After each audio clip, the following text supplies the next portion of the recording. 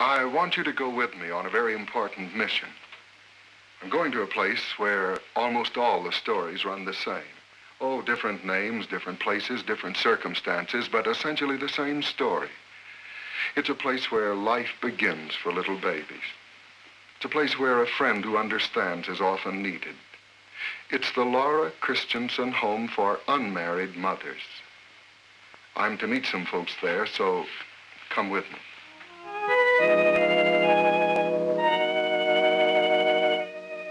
But why can't I see her now? We've looked so long. Well, not just now, Mrs. Cunningham. But in a little while. She's in good, capable hands. I've asked Dr. Goodrich, the pastor who helps us here, to stay and talk with you. He knows Carol as he does most of our girls, and he's been a wonderful help to them. Here he is now. Dr. Goodrich, it's so good of you to come. Mrs. Cunningham, Mr. Cunningham, Dr. Goodrich. Mr. Cunningham? They have just found out that Carol is their daughter. Her real name is Carolyn Cunningham. Is everything all right with Carol? Oh, I think so. But she has been very frightened. Well, I must go now. Will you excuse me? Won't you sit here, Dr. Goodrich? I don't know what to do. It's all such a shock. Won't you please sit down, Mrs. Cunningham? We may have to wait perhaps an hour. No. Please let me stand. Mr. Cunningham, will you sit down, please, sir? As you will. I'm glad you found where Carolyn is. When she came in, she gave us an assumed name and would give us no further information, or we would have found you much sooner. Why? Why? Why did your daughter disgrace you? Is that what you're asking, Mr. Cunningham? What may bring this on us? I see. I don't want to seem hard, but I thought perhaps you might be asking what it was that drove your daughter from her home. What drove her away? My daughter driven away from home? That's impossible. She wasn't driven away. She ran away because she was ashamed. No, Mrs. Cunningham. Your daughter was driven from home before that. Why? I don't see how you can say a thing like that. I don't want to seem unkind, but these girls here in this home, these unmarried mothers, each one of them has a story. Sometimes it takes a long time to get the story, but when we do, 90% of them are basically alike. I don't see how she could. We gave her everything. Everything? Yes. She had everything a girl could dream of. Everything. Why do you suppose I've slaved all these years? To give my daughter everything. That's why. Would you like for me to tell you the story that she told us here when she first came? I don't know. I won't tell you unless you want me to.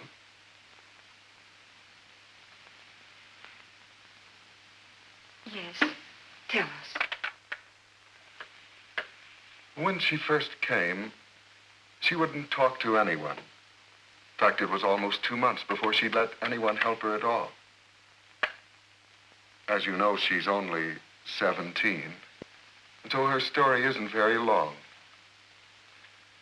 I don't know that it actually started on her 16th birthday, but that was the day which brought something to a head which she had known for a long time but had refused to accept. It was on that day, her 16th birthday, that she came home a little late in the afternoon from school.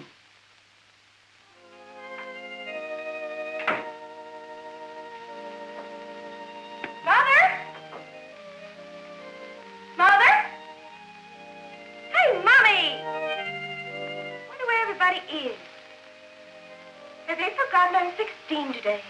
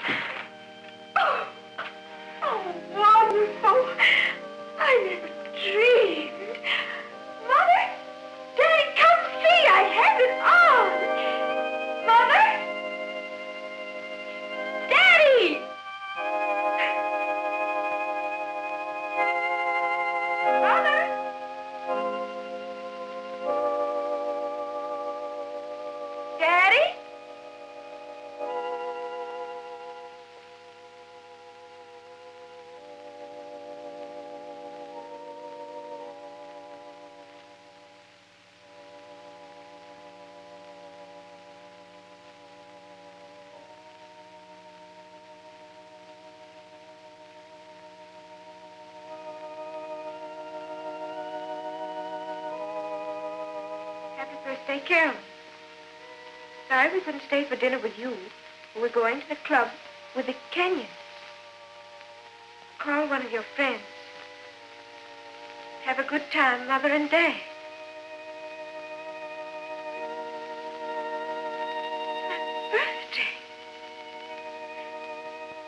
My birthday. Happy birthday, Carolyn. Sorry we couldn't stay for dinner with you, but we were going to the club with the Kenyans. Call one of your friends. Have a good time. But it's my birthday.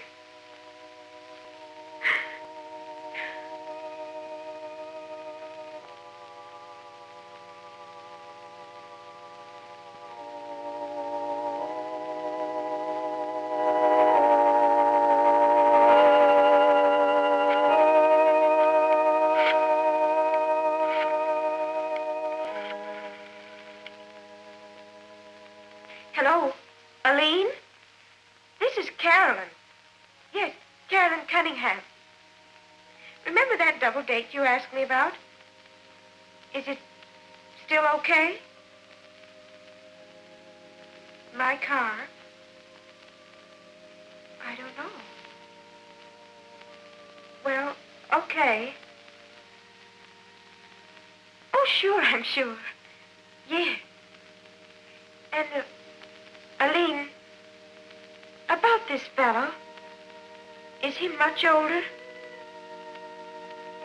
I see. Oh, no, I'm not backing out. At 7? Yes. And I have a new fur coat. I'll wear it. See you at 7.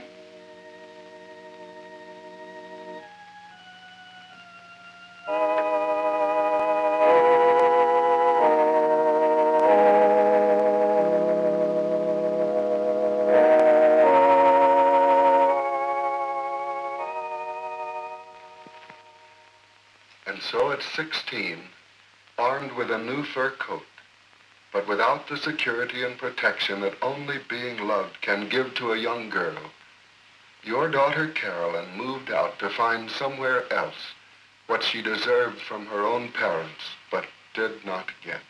We love her.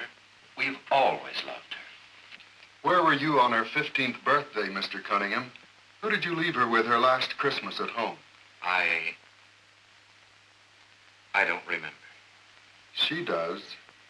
I remember too well. What we did seemed important then.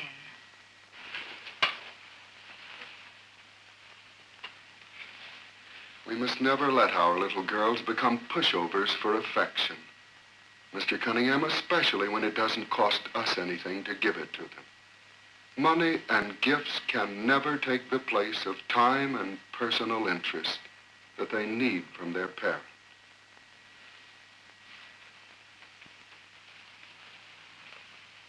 I'm going upstairs now to see how long it'll be before you can come up. I hope it will be soon. But remember, we've got a life to rebuild.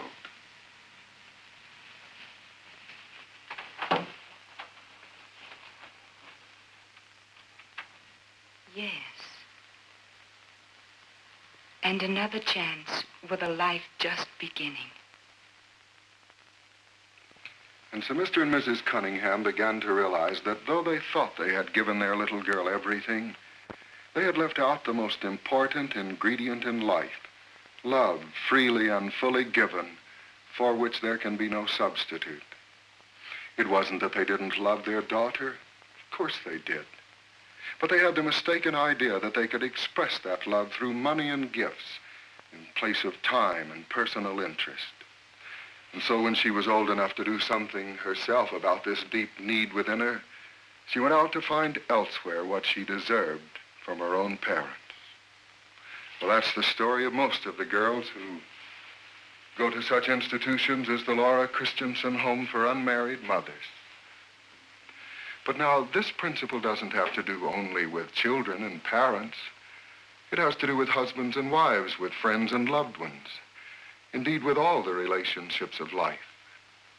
We must remember that life simply cannot be reduced to material terms. You can't buy everything. And the demands of love can never be adequately expressed. And love can never be adequately satisfied by checks, however large, or gifts, however lavish. It calls for something of ourselves. Nothing can take the place of that. The importance of spiritual values for which there can be no material substitute was put by Jesus here in the 4th chapter of Matthew in these words. It is written, man shall not live by bread alone, but by every word that proceedeth out of the mouth of God.